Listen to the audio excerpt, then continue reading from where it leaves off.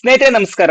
ಈ ಸ್ಪರ್ಧಾ ಜಗತ್ತಿನಲ್ಲಿ ಎಲ್ಲವನ್ನ ಓದುವುದಕ್ಕಿಂತ ಯಾವುದನ್ನು ಓದಿದರೆ ಯಾವ ಪರೀಕ್ಷೆಗೆ ಉತ್ತಮ ಎಂಬುದನ್ನು ತಿಳ್ಕೊಳ್ಳುವಂಥದ್ದು ತುಂಬಾ ಪ್ರಮುಖವಾದ ಮಾಹಿತಿ ಆಗ್ತಾ ಹೋಗುತ್ತೆ. ಅದೇ ಒಂದು ವಿಷಯದ ಆಧಾರಿತವಾಗಿ ಇವತ್ತು ಈ PSTR 2026 ಪಠ್ಯಕ್ರಮ ಹೇಗಿದೆ, ಯಾವ ಪುಸ್ತಕಗಳನ್ನು ಓದಬೇಕು, ಯಾವುದನ್ನ ಓದಬೇಕು, ಹೇಗೆ ಓದಬೇಕು, ಜೊತೆಗೆ ಬಹಳಷ್ಟು ಜನರ ಒಂದು ಡೌಟ್ ಇದೆ, ಸಮಾಜ ಓದ್ಬೇಕೋ ಬೇಡವೋ ಎನ್ನುವಂಥದ್ದು. ಅದರ ಒಂದು ವಿಷಯದ ಬಗ್ಗೆ ಸಂಪೂರ್ಣವಾಗಿ ನಿಮ್ಗೆ ಏನೆಲ್ಲ ಡೌಟ್ಸ್ ಇತ್ತು ಅದ್ರ ಬಗ್ಗೆ ನಾನು ಇವತ್ತು ಕ್ಲಾರಿಟಿ ಕೊಡ್ತಾ ಹೋಗ್ತೀನಿ. ಜೊತೆಗೆ ಯಾವ ಒಂದು ಪಠ್ಯಕ್ರಮದಲ್ಲಿ ಯಾವ ಒಂದು ವಿಷಯಗಳನ್ನ ಓದ್ತಾ ಹೋಗ್ಬೇಕು ಅನ್ನೋದನ್ನ ನಾನು ಇವತ್ತಿನ ವಿಡಿಯೋದಲ್ಲಿ ತಿಳಿಸ್ಕೊಡ್ತಾ ಹೋಗ್ತೀನಿ. ಅದಕ್ಕಿಂತ ಮುಂಚಿತವಾಗಿ ಸ್ಪರ್ಧಾ ಮಿತ್ರ, ನೀವು ಇದೇ ಮೊದಲ ಬಾರಿಗೆ ನಮ್ಮ ಚಾನಲ್ಗೆ ಭೇಟಿ ಕೊಡ್ತೀರಾ, ದಯವಿಟ್ಟು ನಮ್ಮ ಚಾನಲ್ ಸಬ್ಸ್ಕ್ರೈಬ್ ಮಾಡ್ಕೊಳ್ಳಿ. ಹಾಗೆ ಪಕ್ಕದಲ್ಲಿರುವಂತ ಬೆಲ್ ಐಕಾನ್ ಕ್ಲಿಕ್ ಮಾಡ್ಕೊಳ್ಳಿ. ನಾವು ಮಾಡುವಂತ ಎಲ್ಲಾ ತರಗತಿಗಳ ನೋಟಿಫಿಕೇಶನ್ ನಿಮಗೆ ಸಿಗ್ತಾ ಹೋಗುತ್ತೆ. ಒಬ್ಬ ಬುದ್ಧಿವಂತ ಏನ್ ಮಾಡ್ತಾನೆ ಅಂತಂದ್ರೆ, ಯಾವುದೇ ಒಂದು ವಿಷಯದಲ್ಲಿ ನಾನು ಈಗಾಗಲೇ ಹೇಳಿದಂತೆ ಯಾವ ವಿಷಯಗಳನ್ನ ಓದಬಾರದು ಎನ್ನುವಂಥದ್ದು ಮೊದಲಿಗೆ ಅದ್ರ ಮೇಲೆ ಗಮನ ಹರಿಸ್ತಾನೆ. ಈ ವಿಷಯಗಳು ನನ್ಗೆ ಅವಶ್ಯಕತೆ ಇಲ್ಲ. ಫಾರ್ ಎಕ್ಸಾಂಪಲ್ ಈಗ PSTR ಗೆ ಕೆಲವೊಂದಿಷ್ಟು ವಿಷಯಗಳಿದಾವೆ. ಏನೀಗ ಫಾರ್ ಎಕ್ಸಾಂಪಲ್ ನೋಡಿ, ಇಲ್ಲಿ ಅಂಕಗಳ ವಿಭಜನೆ ಆಗಿದೆ. 150 ಅಂಕಗಳಿಗೆ ನಿಮ್ಗೆ ಒಂದು ಪತ್ರಿಕೆ ಮಾತ್ರ ಇರುತ್ತೆ. ಇದರಲ್ಲಿ ಯಾವ ವಿಷಯದ ಮೇಲೆ ಕವರ್ ಮಾಡ್ತಾ ಹೋಗ್ಬೇಕು, ಅದು ಮೇನ್ ಇಂಪಾರ್ಟೆಂಟ್ ಆಗ್ತಾ ಹೋಗುತ್ತೆ. ಮೊದಲನೇದಾಗಿ ಇದ್ರ ಬಗ್ಗೆ, ಈ ಸಿಲೆಬಸ್ ಬಗ್ಗೆ ನಿಮ್ಗೆ ಗೊತ್ತೇ ಇರುತ್ತೆ. ಈ ಸಿಲೆಬಸ್ ಅಲ್ಲಿ ಒಟ್ಟಾರೆಯಾಗಿ 150 ಅಂಕಗಳಿಗೆ ನಿಮಗೊಂದು ಪ್ರಶ್ನೆ ಪತ್ರಿಕೆ ಇರುತ್ತೆ. ಅದರಲ್ಲಿ ಅಂಕಗಳನ್ನ ಯಾವ್ದ್ರಲ್ಲಿ ವಿಭಜನೆ ಮಾಡಿದ್ದಾರೆ, ಯಾವ್ದನ್ನು ತೆಗೆದು ಎಲ್ಲಿ ಯಾವ್ದಕ್ಕೆ ಮಾರ್ಕ್ಸ್ ಕೊಟ್ಟಿದ್ದಾರೆ ಅನ್ನೋದು ನಾನು ನಿಮ್ಗೆ ತಿಳಿಸ್ಕೊಡ್ತಾ ಹೋಗ್ತೀನಿ. ನೋಡಿ, ಯಾವುದೇ ಒಂದು ಪತ್ರಿಕೆ ಅಂತಂದ್ರೆ ಅದು ಸಮವಾಗಿ ಅಂಕಗಳ ವಿಭಜನೆ ಆಗಿರ್ಬೇಕು.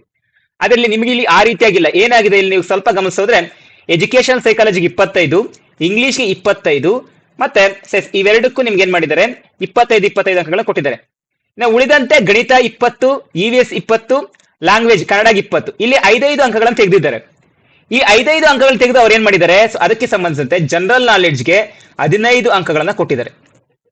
ಅಂತಂದ್ರೆ ಅವ್ರು ಇಷ್ಟೇನೆ ಕೊಡ್ಬೋದಿತ್ತು. ಮತ್ತೆ ನಿಮ್ಗೆ ಇಲ್ಲಿ ಸಾಮಾನ್ಯ ಜ್ಞಾನಕ್ಕೂ ನಿಮ್ಗೆ ಹೆಚ್ಚಿನ ಮಹತ್ವವನ್ನು ಕೊಡ್ಬೇಕು ಅಂತ ಇಲ್ಲಿ ತಿಳಿಸ್ಕೊಡ್ತಾ ಇರುವಂತದ್ದು. ಇಲ್ಲ, ಇಲ್ಲಿ ಬಹಳಷ್ಟು ಜನ ಒಂದು ಡೌಟ್ ಏನಿದೆ, ಸರ್ ಸೋಷಿಯಲ್ ಓದ್ಬೇಕಾ ಎನ್ನುವಂಥದ್ದು. ನೋಡಿ, ಮೊದಲನೇದಾಗಿ ಈ 150 ಅಂಕಗಳಲ್ಲಿ ನಾವು ಮೊದಲನೇದಾಗಿ ಸಾಮಾನ್ಯ ಜ್ಞಾನವನ್ನು ನೋಡ್ತಾ ಹೋದ್ರೆ, ಪ್ರಚಲಿತ ವಿದ್ಯಮಾನಗಳು ಯಾವ ಪುಸ್ತಕ ಓದಬೇಕು ಅನ್ನೋದನ್ನ ನಾನು ಇವತ್ತು ತಿಳಿಸ್ಕೊಡ್ತಾ ಹೋಗ್ತೀನಿ.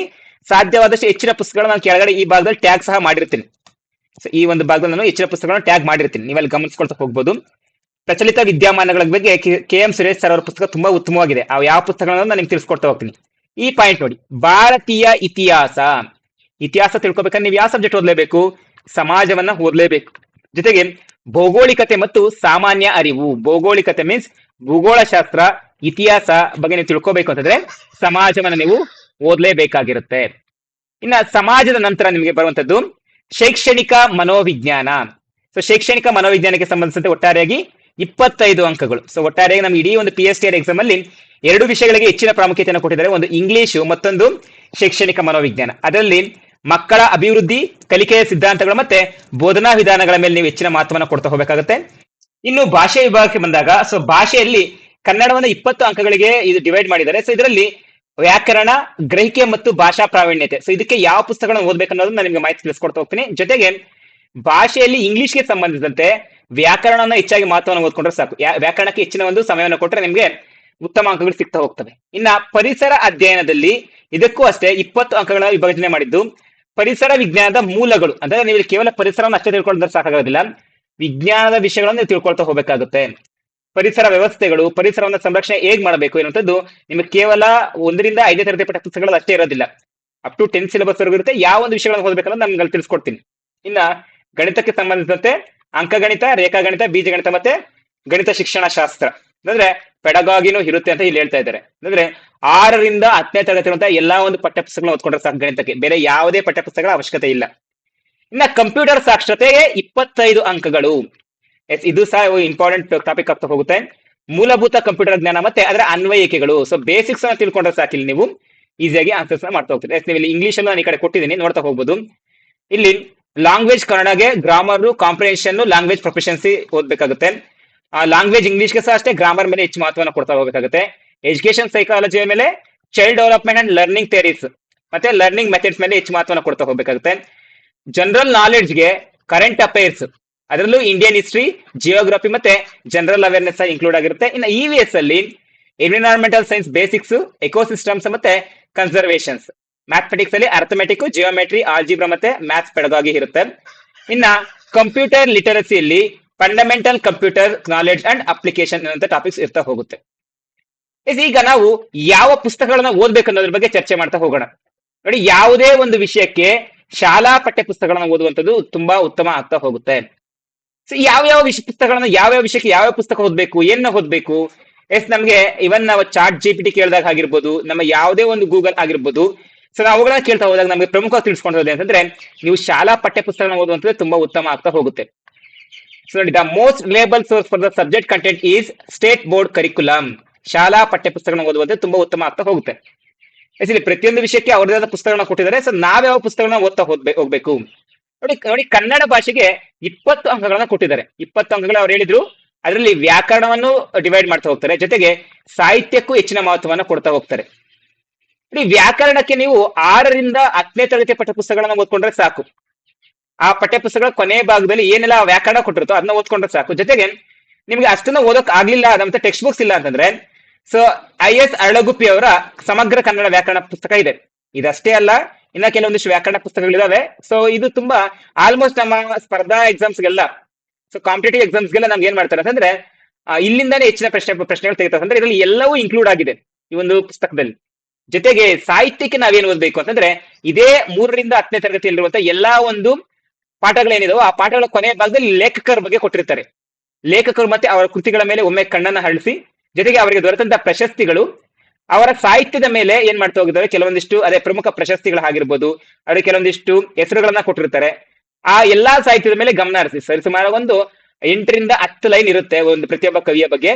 ಅಷ್ಟನ್ನ ಒಂದ್ ಕಡೆ ನೀವು ಬರ್ದಿಟ್ಕೊಂಡ್ರೆ ಉತ್ತಮ. ಸೊ ಅದನ್ನ ಹೇಗ್ ಬರ್ದಿಟ್ಕೋಬೇಕು, ಯಾವ್ದಾದ್ರೂ ಒಬ್ಬ ಕವಿಯ ಬಗ್ಗೆ ಕೊಟ್ಟಾಗ ಒಂದು ಕವಿ, ಆ ಕವಿಗೆ ಒಂದು ಸಾಮಾನ್ಯ ಪೂರ್ಣ ಹೆಸರೇನಿರುತ್ತೆ, ಅವರ ಸ್ಥಳ ಯಾವುದು, ಅವರ ಒಂದು ಕೃತಿಗಳು ಯಾವಾಗ್ತಾ ಹೋಗ್ತವೆ, ಅವರಿಗೆ ದೊರೆತಂತ ಪ್ರಶಸ್ತಿಗಳು ಯಾವುವು, ಇವುಗಳ ಬಗ್ಗೆ ಇಷ್ಟರ ಮೇಲೆ ನೀವು ಕಾನ್ಸಂಟ್ರೇಷನ್ ಮಾಡಿ. ಸೊ ಅಲ್ಲಿಗೆ ನಿಮಗೆ ಸಾಹಿತ್ಯ ಆಲ್ಮೋಸ್ಟ್ ನಿಮಗೆ ಗೊತ್ತಾಗ್ತಾ ಹೋಗುತ್ತೆ.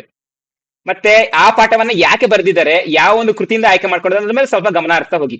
ಇನ್ನ ಇಂಗ್ಲಿಷ್ ಭಾಷೆಗೆ ಸೊ ಎಷ್ಟು ಜನ ನಮ್ಗೆ ಕನ್ಫ್ಯೂಷನ್ ಆಗುವಂತದ್ದಿಲ್ಲ. ನೋಡಿ, ಈ ಬುಕ್ ನಾನು ಬೇಕಾದ್ರೆ ಟ್ಯಾಗ್ ಮಾಡಿರ್ತೀನಿ, ರೆನಾನ್ ಮಾರ್ಟಿನ್ ಬುಕ್. ಸೊ ಇದ್ರಲ್ಲಿ ನೀವು ಯಾವ್ದು ತಗೋಬೇಕು ಅಂತಂದ್ರೆ ಇದನ್ನ ಇನ್ನೊಂದು ಬುಕ್ ಇನ್ನೊಂದು ಹೆಸರು ಕರೀತಾರೆ ಹೈಸ್ಕೂಲ್ ಗ್ರಾಮರ್ ಬುಕ್ ಅಂತ ಕರಿತಾ ಹೋಗ್ತಾರೆ. ಸೊ ಇದು ನಿಮಗೆ ಇಂಗ್ಲಿಷ್ ಅಂತ ಇದೆ, ಇಂಗ್ಲಿಷ್ ಟು ಕನ್ನಡ ಅಂತ ಬರುತ್ತೆ. ಇಂಗ್ಲಿಷ್ ಟು ಕನ್ನಡ ಅಂತ ಬರುತ್ತೆ. ಆ ಪುಸ್ತಕವನ್ನು ಖರೀದಿ ಮಾಡ್ಕೊಳ್ಳಿ ಸಾಧ್ಯವಾದ್ರೆ. ಇಲ್ಲ ಸರ್ ನಮ್ ಕೈ ಆಗೋದಿಲ್ಲ ಅಂತಂದ್ರೆ ಬೆಸ್ಟ್ ಮೆಥಡ್ ಏನೋ ಗೊತ್ತಾ, ನಮ್ಮಲ್ಲಿರುವಂತಹ ಶಾಲಾ ಪುಸ್ತಕಗಳಲ್ಲಿ ಕೊನೆಯಲ್ಲಿ, ಅದು ಎಲ್ಲಿಂದ 6ನೇ ಕ್ಲಾಸಿಂದ 10ನೇ ಕ್ಲಾಸ್ವರೆಗೆ ಬೇಕಾಗಿಲ್ಲ. ಯಾಕಂದ್ರೆ ನಮ್ಗೆ 8th 9th ವರೆಗೂ ಓದ್ಕೊಂಡು ಸಾಕು. ನೀವು 6ನೇ ಕ್ಲಾಸ್ 9ನೇ ಕ್ಲಾಸ್ವರೆಗೆ ಈ ಇಂಗ್ಲಿಷ್ ವ್ಯಾಕರಣವನ್ನ ಆ ಪಠ್ಯ ಪುಸ್ತಕ ಕೊನೆಯ ಭಾಗದಲ್ಲಿ ಕೊಟ್ಟಿರ್ತಾರೆ, ಅಷ್ಟನ್ನ ಓದ್ಕೋಬೇಕು. ಬಟ್ ಏನ್ ಗೊತ್ತಾ, ಶಾಲಾ ಪಠ್ಯ ಪುಸ್ತಕಗಳು ಒಂದು ತೊಂದರೆ ಏನಂತಂದ್ರೆ ಸಂಪೂರ್ಣವಾಗಿ ವಿವರಣೆಯನ್ನು ಕೊಟ್ಟಿರೋದಿಲ್ಲ. ಸೊ ವಿವರಣೆಗೆ ಇಲ್ಲಿ ಇಂಪಾರ್ಟೆಂಟ್ ಆಗ್ತಾ ಹೋಗುತ್ತೆ. ಸೊ ಅದರಿಂದ ಸೊ ಈ ಒಂದು ಪುಸ್ತಕ ಕಲಿಸೋದು ತುಂಬಾ ಉತ್ತಮ ಆಗ್ತಾ ಹೋಗ್ತವೆ, ರೆನಾನ್ ಅಂಡ್ ಮಾರ್ಟಿನ್. ಬಟ್ ಪುಸ್ತಕ ಸ್ವಲ್ಪ ದೊಡ್ಡದಾಗಿರುತ್ತೆ, ಆದ್ರೂ ಎಕ್ಸಾಂಪಲ್ಸ್ ತುಂಬಾ ಜಾಸ್ತಿ ಇರ್ತವೆ. ಗಣಿತ ವಿಷಯಕ್ಕೆ ಸಂಬಂಧಿಸಿದಂತೆ 20 ಅಂಕಗಳನ್ನ ಡಿವೈಡ್ ಮಾಡಿದ್ದಾರೆ. 20 ಅಂಕಗಳಿಗೆ ನೀವು 6ರಿಂದ 10ನೇ ತರಗತಿಯ ಪಠ್ಯ ಪುಸ್ತಕಗಳನ್ನ ಹೋದ್ರೆ ಸಾಕು. ಆಕ್ಚುಲಿ ನಾನು ಕನ್ನಡ ಪಠ್ಯ ಪುಸ್ತಕ ನಂಗೆ ಈ ಪಿಕ್ಚರ್ ಸಿಕ್ಕಿಲ್ಲ, ಬಟ್ 6ನೇ ತರಗತಿಯಿಂದ ಸೊ 10ನೇ ತರಗತಿ ಪಠ್ಯ ಪುಸ್ತಕಗಳನ್ನ ಎಲ್ಲವನ್ನು ಓದ್ಕೊಂಡ್ರೆ ನಿಮಗೆ ಕಂಪ್ಲೀಟ್ ಆಗಿ ನಿಮ್ಮ ಮ್ಯಾಥ್ಸ್ 100% ಏನಾಗ್ತಾ ಹೋಗುತ್ತೆ, ನೀವು ಅಲ್ಲಿ 20 ಅಂಕಗಳನ್ನ ಪಡ್ಕೊಳ್ತಾ ಹೋಗ್ಬೋದು. ನಾನು ಈಗಾಗಲೇ ನಮ್ಮ ಒಂದು ಚಾನಲ್ ಅಲ್ಲಿ ನಾವು ಈಗಾಗಲೇ ತರಗತಿಗಳನ್ನ ಮಾಡ್ತಾ ಇದೀವಿ. ಈಗಾಗಲೇ ನಾವು 5, 6, 7ನೇ ತರಗತಿಗಳನ್ನ ಮುಗಿಸಿದೀವಿ. ಈಗ 8ನೇ ತರಗತಿಯ ಗಣಿತ ನಡೀತಾ ಇದೆ. ಜೊತೆಗೆ ನಮ್ಮಲ್ಲೂ 6 ಮತ್ತೆ 7ನೇ ತರಗತಿ ವಿಜ್ಞಾನ ತರಗತಿಗಳು ಮುಗಿದಿದ್ದಾವೆ. ಇನ್ನು ಮುಂದೆ 8ನೇ ತರಗತಿ ವಿಜ್ಞಾನ ಪ್ರಾರಂಭ ಆಗ್ತಾ ಹೋಗುತ್ತೆ ಇವತ್ತಿನಿಂದ. ಇದರ ಜೊತೆಗೆ ಪರಿಸರ ಅಧ್ಯಯನಕ್ಕೆ ಏನನ್ನ ಓದ್ಬೇಕು ನೋಡಿ. ಪರಿಸರ ಅಧ್ಯಯನಕ್ಕೆ environmental science basics. So environmental means ಪರಿಸರ ಬಗ್ಗೆನೂ ನೀವು ಓದ್ಬೇಕು, ವಿಜ್ಞಾನದ ಬಗ್ಗೆನೂ ನೀವು ಓದ್ತಾ ಹೋಗ್ಬೇಕಾಗುತ್ತೆ. ಅತಿ ಹೆಚ್ಚಾಗಿ ಎಲ್ಲಿ ನೀವು ಫೋಕಸ್ ಮಾಡಬೇಕು, ಹೆಚ್ಚು 5, 6, 7, 8, 9, 10ನೇ ತರಗತಿ ಪಠ್ಯ ಪುಸ್ತಕಗಳ ಮೇಲೆ ಗಮನ ಹರಿಸ್ತಾ ಹೋಗ್ಬೇಕು. ಎಸ್ಪೆಷಲಿ 7 ಮತ್ತೆ 8ನೇ ತರಗತಿ ಪಠ್ಯ ಪುಸ್ತಕಗಳು. ಯಾಕಂದ್ರೆ ಹೆಚ್ಚಿನ ವಿಷಯಗಳು ಕಾನ್ಸೆಪ್ಟ್ ಕವರ್ ಆಗಿರುವಂತದ್ದು ಇಲ್ಲೇ ನಿಮಗೆ. ನಾನು ಪ್ರತಿ ಸಲ ಹೇಳ್ತಾ ಇದ್ದೀನಿ, ನಿಮ್ಮ TET ಆಗಿರ್ಬೋದು, TET ಪೇಪರ್ 1 ಆಗಿರ್ಬೋದು, ಜೊತೆಗೆ ನಿಮ್ಮ PSTR ಆಗಿರ್ಬೋದು, ಹೆಚ್ಚಿನ ಪ್ರಶ್ನೆಗಳು ನಿಮಗೆ 7 ಮತ್ತೆ 8, 9ನೇ ತರಗತಿ ಪಠ್ಯ ಪುಸ್ತಕಗಳ ಮೇಲೆ ಹೆಚ್ಚಾಗಿ ಬರುತ್ತೆ. ಪಠ್ಯ ಪುಸ್ತಕಗಳ ಮೇಲೆ ಗಮನ ಹರಿಸಿ. ಸೊ ಒಟ್ಟಾರೆಯಾಗಿ 20 ಅಂಕಗಳಿಗೆ ಕನಿಷ್ಠ ಪಕ್ಷ 12ರಿಂದ 14 ಅಂಕಗಳು ಈ 3 ತರಗತಿಗಳಲ್ಲೇ ಬಂದಿರುತ್ತೆ. ಅಂದ್ರೆ ಆಲ್ಮೋಸ್ಟ್ 70% ಸಿಲೆಬಸ್ ಈ 3 ಕ್ಲಾಸಸ್ ಓದ್ಕೊಳ್ಳೋದ್ರಿಂದ ನಿಮ್ಗೆ ಕವರ್ ಆಗ್ತಾ ಹೋಗುತ್ತೆ. ಇನ್ನ ಮುಂದಿನ ವಿಷಯ ಅದಾಗ್ತಾ ಹೋಗುತ್ತೆ ಶೈಕ್ಷಣಿಕ ಮನೋವಿಜ್ಞಾನ. ನೋಡಿ, ಶೈಕ್ಷಣಿಕ ಮನೋವಿಜ್ಞಾನ ಬಹಳಷ್ಟು ಜನಕ್ಕೆ ಏನಾಗಿರುತ್ತೆ, ಕನ್ಫ್ಯೂಷನ್ ಇರುತ್ತೆ. ನೋಡಿ, ಇಲ್ಲಿ ನಿಮಗೆ best KM Suresh sir book ತಗೊಳ್ಳಿ. ಸೊ ಎಲ್ಲರೂ ಏನು ಮೊರೆ ಹೋಗ್ತಾರೆ ಅಂತಂದ್ರೆ ಶೈಕ್ಷಣಿಕ ಮನೋವಿಜ್ಞಾನಕ್ಕೆ ವಾಮದೇವಪ್ಪ ಸರ್ ಅವರ ಬುಕ್ ತುಂಬಾ ಚೆನ್ನಾಗಿದೆ ಅಂತ ಎಲ್ಲರೂ ರೆಫರ್ ಮಾಡ್ತಾರೆ. ಬಟ್ ಆದ್ರೆ ಇಲ್ಲಿ ವಾಮದೇವಪ್ಪ ಅವ್ರ ಬುಕ್ ತುಂಬಾ ಚೆನ್ನಾಗಿದೆ. ನಾನು ಓದಿ ಹೇಳ್ತಾ ಇರುವಂತದ್ದು ಇದನ್ನೇ ರೆಫರ್ ಮಾಡೋದು ತುಂಬಾ ಚೆನ್ನಾಗಿದೆ. ಆದ್ರೆ ಮಾಹಿತಿ ತುಂಬಾ ಇದೆ, ಮಾಹಿತಿ ಬಹಳಷ್ಟಿದೆ. ಸೊ ನಿಮಗೆ ಎಷ್ಟು ಬೇಕೋ ಅಷ್ಟನ್ನ ಮಾತ್ರ ಎಲ್ಲಿ ಕೊಟ್ಟಿದ್ದಾರೆ, ಈ ಒಂದು KM ಸುರೇಶ್ ಸರ್ ಅವರ ಪುಸ್ತಕದ ಪಠ್ಯ ಪುಸ್ತಕ ಈ ಒಂದು ಪುಸ್ತಕದಲ್ಲಿ ಕೊಟ್ಟಿದ್ದಾರೆ. ಇದನ್ನ ನೀವು ಬೇಕಾದ್ರೂ ಖರೀದಿ ಮಾಡಬಹುದು, ಇಲ್ಲ ಯಾವ್ದಾದ್ರು PDF ಸಿಗ್ತವೆ. ಬಟ್ ವಿಷಯಗಳ ಆಧಾರಿತವಾಗಿ ಅಲ್ಲಿ ಬರುವಂತದ್ದು ಕೆಲವೊಂದಿಷ್ಟು 4-5 ವಿಷಯಗಳಷ್ಟೇ. ಆ ವಿಷಯಗಳನ್ನ ಸ್ವಲ್ಪ ಡೀಪ್ ಆಗಿ ನೀವು ಡಿಸ್ಕಸ್ ಮಾಡ್ತಾ ಹೋಗಬೇಕಾಗುತ್ತೆ ಚೈಲ್ಡ್ ಡೆವಲಪ್ಮೆಂಟ್ ಅಂಡ್ ಪೆಡಗಾಗಿಲಿ. ಇನ್ನ ಮುಂದೆ ಜಿಕೆ ನೋಡಿ, ಜಿಕೆಗೆ ನಮಗೆ ಮೇನ್ ಪಾರ್ಟ್ ಆಗುವಂತದ್ದು ಇಲ್ಲ. ಯಾವುದೇ ಒಂದು ಕಾಂಪಿಟೇಟಿವ್ ಎಕ್ಸಾಮ್ಸ್ ಅಲ್ಲಿ ನಮಗೆ ಅಂಕಗಳು ವೇರಿ ಆಗುವಂತದ್ದು ಇಲ್ಲ. ಬಟ್ ನಮ್ಮ ಒಂದು ಪಾಸಿಟಿವ್ನೆಸ್ ಏನಂತಂದ್ರೆ PST ಅಲ್ಲಿ ಯಾವುದೇ ಒಂದು ನೆಗೆಟಿವ್ ಅಂಕಗಳಿಲ್ಲ. ಸೊ ಋಣಾತ್ಮಕ ಅಂಕಗಳು ಇಲ್ಲದೆ ಇರೋದ್ರಿಂದ ಸೊ ಏನಾಗ್ತಾ ಹೋಗುತ್ತೆ, ನಿಮ್ಗೆ ಇಲ್ಲಿ ಯಾವುದೇ ನೀವು ಎಲ್ಲಾ ಪ್ರಶ್ನೆಗಳು ಉತ್ತರವನ್ನ ಮಾಡ್ತಾ ಹೋಗ್ಬೋದು. ಸೊ 150 ಪ್ರಶ್ನೆಗಳು ಉತ್ತರಿಸಿ ಅದರಲ್ಲಿ ನಿಮಗೆ ತುಂಬಾ ಈಸಿ ಆಗಿರುವಂತಹ ಜನರಲ್ ನಾಲೆಜ್ ಕೊಟ್ಟಿರ್ತಾರೆ. ನಿಮ್ಗೆ ಏನೀಗ HSTR ಲೆವೆಲ್ಗೆಲ್ಲ ಜಿಕೆನ ಕೊಟ್ಟಿರೋದಿಲ್ಲ.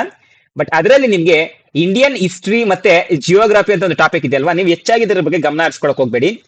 ನಾವೀಗ ನಮ್ಮ ಚಾನಲ್ ಅಲ್ಲಿ ಆಗಿರ್ಬೋದು ಯಾರಾದ್ರೂ ಆಗಿರ್ಲಿ ಈ LBA ಗಳನ್ನ ಮಾಡಿರ್ತಾರೆ ನೋಡಿ, ಈಗ ಹೊಸದಾಗಿ ಬಂದಿರುವಂತ ಒಂದು ಮಾಹಿತಿ, ಆ LBA ಗಳನ್ನ ಗಮನಿಸ್ಕೊಳ್ಳಿ ಸಾಕು.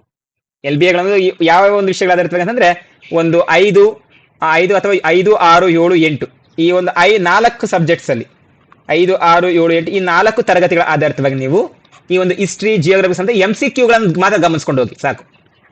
ಅಷ್ಟನ್ನ ಗಮನಿಸ್ಕೊಂಡ್ರೆ ಸಾಕು. ಜೊತೆಗೆ ಕರೆಂಟ್ ಅಫೇರ್ಸ್ಗೆ ಸರಿಸುಮಾರು ನೀವು ಸ್ಪರ್ಧಾ ವಿಜೇತ ಪುಸ್ತಕನ ಓದಲೇಬೇಕಾಗುತ್ತೆ. ಈ ಮ್ಯಾಗಝಿನ್ ಸ್ಪರ್ಧಾ ವಿಜೇತ ಆಗಿರ್ಬೋದು, ಸ್ಪರ್ಧಾ ಸ್ಫೂರ್ತಿ ಅಂತ ಬರುತ್ತೆ. ಸ್ಪರ್ಧಾ ವಿಜೇತ ಬೆಸ್ಟ್, ಯಾಕಂದ್ರೆ ನಮ್ಗೆ ಹೆಚ್ಚಿನ ಪ್ರಶ್ನೆಗಳು ಆಲ್ಮೋಸ್ಟ್ ನೇರವಾಗಿ ಇಲ್ಲಿಂದ ಪ್ರಶ್ನೆಗಳು ತೆಗಿತಾ ಹೋಗ್ತಾರೆ. ಅದರಿಂದ ಸೊ ಈ ಒಂದು 15 ಅಂಕಗಳು ನೀವು ಪಡ್ಕೋಬೇಕು ಅಂತಂದ್ರೆ ಹೆಚ್ಚಿನ ಮಾಹಿತಿ ನೋಡಿ, ಬೇರೆ ವಿಷಯಗಳನ್ನ ನೀವು ಪಠ್ಯ ಪುಸ್ತಕ ಓದ್ಕೊಂಡ್ರೆ ಸಾಕು. ಈ 15 ಅಂಕಗಳನ್ನ ಪಡ್ಕೋಬೇಕಂದ್ರೆ ನಿಮಗೆ ಪ್ರಪಂಚದ ಹೊರಗಿನ ಜ್ಞಾನವು ಹೆಚ್ಚಾಗಿರ್ತಾ ಹೋಗ್ಬೇಕಾಗುತ್ತೆ. ಅದು ಇದಿಷ್ಟು ಇವತ್ತಿನ ಒಂದು ಪಠ್ಯ ಪುಸ್ತಕಗಳು. ಅಂತಂದ್ರೆ ಯಾವುದನ್ನ ಓದ್ಬೇಕು, ಹೇಗ್ ಓದ್ಬೇಕು ಅನ್ನೋಂಥದ್ದು. ಸೊ ಹೇಗ್ ಓದ್ಬೇಕಂತಂದ್ರೆ ನಾನು ಇಷ್ಟೊತ್ತ ಹೇಳ್ತಾ ಬಂದಿದ್ದೆ, ಸ್ಪರ್ಧಾ ವಿಜೇತ ಪುಸ್ತಕ ತಗೊಂಡಿದೀವಿ ಅಂತ ಹೇಳ್ಬಿಟ್ಟು ಎಲ್ಲವನ್ನು ಓದೋದಲ್ಲ ಅದರಲ್ಲಿ. ಸೊ ಈ ತಿಂಗಳಲ್ಲಿ ಏನ್ ಕರೆಂಟ್ ಅಫೇರ್ಸ್ ಇದಾವೆ, ಕರೆಂಟ್ ಅಫೇರ್ಸ್ ಏನಿದಾವೆ ಈ ತಿಂಗಳಲ್ಲಿ ಏನೇನೆಲ್ಲ ಮಾಹಿತಿಗಳು ಆಯ್ತು, ಏನೆಲ್ಲ ವಿಷಯಗಳು ಆಯ್ತಾ ಹೋಗ್ತು ಅಷ್ಟನ್ನ ನೋಡಿ. ಅದ್ರಲ್ಲಿ ನಿಮ್ಗೆ ಬಹಳಷ್ಟು ಬೇರೆ ಬೇರೆ ವಿಷಯಗಳೆಲ್ಲ ಕೊಟ್ಟಿರ್ತಾರೆ. ಯಾರನ್ನೋ ಒಬ್ಬರನ್ನ ಇಂಟ್ರೊಡ್ಯೂಸ್ ಮಾಡಿರ್ತಾರೆ. ಸೊ ಅಲ್ಲಿ ನಿಮಗೆ ಕೆಲವೊಂದಿಷ್ಟು ಮೆಂಟಲ್ ಎಬಿಲಿಟಿ ಕ್ವಶನ್ಸ್ ಎಲ್ಲ ಇರ್ತವೆ. ಸೊ ನಿಮ್ಗೆ ಮೆಂಟಲ್ ಎಬಿಲಿಟಿ ಅವಶ್ಯಕತೆ ಇದೆಯಾ? ಸೊ ಮೆಂಟಲ್ ಎಬಿಲಿಟಿ ನಿಮಗೆ ಇಲ್ಲಿ ಅವಶ್ಯಕತೆ ಇಲ್ಲ. ನಿಮಗೆ PST, GPST, HST ಹೋದ್ರೆ ಅಲ್ಲಿ ನಿಮ್ಗೆ ಅವಶ್ಯಕತೆ ಇದೆ. ಅಂದ್ರೆ ಕೆಲವೊಂದು ವಿಷಯಗಳ ಮೇಲೆ ಫೋಕಸ್ ಮಾಡಬೇಡಿ. ಯಾವ ವಿಷಯದ ಮೇಲೆ ಫೋಕಸ್ ಮಾಡ್ಬೇಕು ಅದ್ರ ಮೇಲೆ ಮಾತ್ರ ಗಮನ ಹರಿಸ್ತಾ ಹೋಗಿ. ಓಕೆನಾ ಸ್ನೇಹಿತರೆ, ಇದಿಷ್ಟು ಸಂಪೂರ್ಣವಾಗಿ ಸೊ ಯಾವ ಪುಸ್ತಕಗಳನ್ನು ಓದಬೇಕು, PST 2020 ಪಠ್ಯಕ್ರಮ ಹೇಗಿರುತ್ತೆ, ಸಮಾಜ ಓದ್ಬೇಕೋ ಬೇಡವೋ ಅನ್ನುವಂಥ ಒಂದು ಮಾಹಿತಿ ನಿಮ್ಗೆ ಈಗ ಗೊತ್ತಾಗಿರುತ್ತೆ. ಇನ್ನು ಇದಕ್ಕೆ ಸಂಬಂಧಿಸಿದಂತೆ ನನ್ನ ಮುಂದಿನ ವಿಡಿಯೋದಲ್ಲಿ ನಾನು ಏನ್ ಮಾಡ್ತಾ ಹೋಗ್ತೀನಿ ಅಂತಂದ್ರೆ, ಈಗ ಬಹಳಷ್ಟು ಜನ ಮನೆಗಳಲ್ಲೇ ಇರ್ತೀರಾ. ಸೊ ಆ ಒಂದು ಕಾರಣಕ್ಕೋಸ್ಕರ ಸೊ ನಮ್ಗೊಂದು ಟೈಮ್ ಟೇಬಲ್ ಅನ್ನ ಮಾಡ್ಕೊಡಿ ಮುಂದಿನ ಪರೀಕ್ಷೆಗೋಸ್ಕರ ಅಂತ ಕೇಳ್ತಾ ಇದ್ದೀರಾ. ಸೊ ಅದೇ ಒಂದು ವಿಷಯದ ಆಧಾರಿತವಾಗಿ ಟೈಮ್ ಟೇಬಲ್ ಅನ್ನು ನಾನು ನಿಮಗೆ ಮಾಡ್ಕೊಡ್ತೀನಿ. ಓಕೆನಾ ಸ್ನೇಹಿತರೆ, ಇದಾಗಿತ್ತು ಇವತ್ತಿನ ಮಾಹಿತಿ. ಈ ಮಾಹಿತಿ ನಿಮಗೆ ಉಪಯುಕ್ತ ಆಗಿದೆ ಜಸ್ಟ್ ವಿಡಿಯೋಗೆ ಒಂದು ಲೈಕ್ ಅನ್ನ ಕೊಡಿ, ಹಾಗೆ ನಿಮ್ಮ ಹೆಚ್ಚಿನ ಜನ ಸ್ನೇಹಿತರಿಗೆ ಶೇರ್ ಮಾಡ್ಕೊಳ್ತಾ ಹೋಗಿ ಅಂತ ಹೇಳ್ತಾ, ಜೊತೆಗೆ ಇನ್ನೂ ಒಂದು ಮಾಹಿತಿಯನ್ನು ನಾನು ನಿಮಗೆ ಕೊಡಬೇಕಿತ್ತು. ಈ ಕಂಪ್ಯೂಟರ್ ಲಿಟರಸಿ ಅನ್ನುವಂಥದಕ್ಕೆ ನಾನು ಇಲ್ಲಿ ಮಾಹಿತಿಯನ್ನ ಕೊಟ್ಟಿಲ್ಲ. ನೀವು ಇಲ್ಲಿ ಗಮನಿಸ್ತಾ ಹೋಗ್ಬೋದು, ಕಂಪ್ಯೂಟರ್ ಲಿಟರಸಿಗೆ ಸಂಬಂಧಿಸಿದಂತೆ ನಾನು ಯಾವುದೇ ಮಾಹಿತಿ ಕೊಟ್ಟಿಲ್ಲ. ಕಂಪ್ಯೂಟರ್ ಲಿಟರಸಿಗೆ ಸಂಬಂಧಿಸಿದಂತೆ ನನ್ನ ಚಾನಲ್ ಅಲ್ಲಿ ನಾನು ಏನ್ ಮಾಡಿದೆ ಅಂತಂದ್ರೆ, ನಿಮ್ಮ ಒಂದು ವಿಷಯಗಳ ಆಧಾರಿತವಾಗಿ ಒಂದು 10 ವಿಡಿಯೋಗಳನ್ನ ಮಾಡಿಟ್ಟಿದ್ದೀನಿ. ಸರಿಸುಮಾರು ಒಂದು 45 ನಿಮಿಷ ವಿಡಿಯೋಸ್ ಇರುತ್ತೆ. ಅಷ್ಟನ್ನ ಕವರ್ ಮಾಡ್ಕೊಳ್ಳಿ. ನಿಮಗೆ ಆಲ್ಮೋಸ್ಟ್ 80% ಸಿಲೆಬಸ್ ಕವರ್ ಆಗುತ್ತೆ. ಅಂತಂದ್ರೆ ನಿಮಗೆ ಏನು ಈ ಒಂದು ಇದರಲ್ಲಿ 25 ಅಂಕಗಳಿಗೆ ಏನು ನಿಮಗೆ ಕಂಪ್ಯೂಟರ್ ನಾಲೆಜ್ ಜಾಸ್ತಿ ಇರುತ್ತೆ. 25 ಅಂಕಗಳಲ್ಲಿ ಆಲ್ಮೋಸ್ಟ್ ನಿಮಗೆ 18ರಿಂದ 20 ಅಂಕಗಳು ಅಷ್ಟೇ ಸಿಲೆಬಸ್ ಅಲ್ಲೇ ಬರುತ್ತೆ. ಅಷ್ಟನ್ನ ಗಮನಿಸ್ಕೊಳ್ಳಿ. ನಾನು ಇಲ್ಲಿ ಇನ್ನೊಂದು ತರಗತಿನ ಮಾಡಬೇಕು, ಅಲ್ಲಿ ಅಷ್ಟನ್ನ ಮುಗಿಸ್ಕೊಟ್ರೆ ಸೊ ನಿಮ್ಗೆ ಆಲ್ಮೋಸ್ಟ್ 20 ಅಂಕಗಳು ಖಚಿತವಾಗಿ ಆ ಒಂದು 10 ವಿಡಿಯೋಗಳಲ್ಲೇ ಬರ್ತಾ ಹೋಗುತ್ತೆ. ಅದ್ರ ಒಂದು ಪ್ಲೇ ಲಿಸ್ಟ್ ಅನ್ನು ಮಾಡಿಟ್ಟಿದ್ದೀನಿ, ಒಮ್ಮೆ ಗಮನಿಸ್ಕೊಳ್ಳಿ. ಸೊ ಇನ್ನ ಈ ಒಂದು ಮಾಹಿತಿನ ನಿಮ್ಮ ಹೆಚ್ಚು ಜನ ಸ್ನೇಹಿತರಿಗೆ ಶೇರ್ ಮಾಡ್ತಾ ಹೋಗಿ. ಜೊತೆಗೆ ನೆಕ್ಸ್ಟ್ ಸೆಷನ್ ಅಲ್ಲಿ ಟೈಮ್ ಟೇಬಲ್ ಬಗ್ಗೆ ನಾನು ನಿಮಗೆ ತಿಳಿಸ್ಕೊಡ್ತಾ ಹೋಗ್ತೀನಿ ಅಂತ ಹೇಳ್ತಾ, ಸೊ ತರಗತಿ ಈ ಒಂದು ಮಾಹಿತಿ ಇಷ್ಟ ಆಗಿದೆ ಜಸ್ಟ್ ನಮ್ಮ ಚಾನಲ್ ಸಬ್ಸ್ಕ್ರೈಬ್ ಮಾಡ್ಕೊಳ್ಳಿ ಸ್ನೇಹಿತರೆ, ಶೇರ್ ಮಾಡ್ತಾ ಹೋಗಿ ಅಂತ ಹೇಳ್ತಾ ಇಲ್ಲಿಗೆ ಈ ವಿಡಿಯೋನ ಮುಗಿಸ್ತಾ ಇದ್ದೇನೆ. ನಿಮ್ಗೆಲ್ರಿಗೂ ಧನ್ಯವಾದಗಳು.